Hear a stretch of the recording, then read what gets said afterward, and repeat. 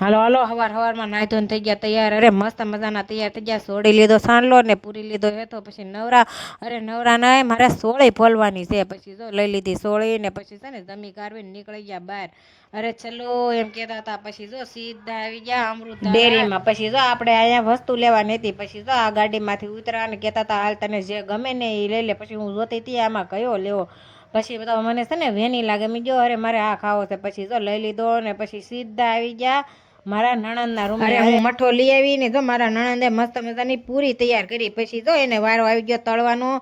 અરે તમે તળી નાખો ને હું જો બધું તૈયાર કરી નાખું. પછી જો એ સગડી લઈ આવ્યા હતા એની ઉપર પૂરી તળતા હતા.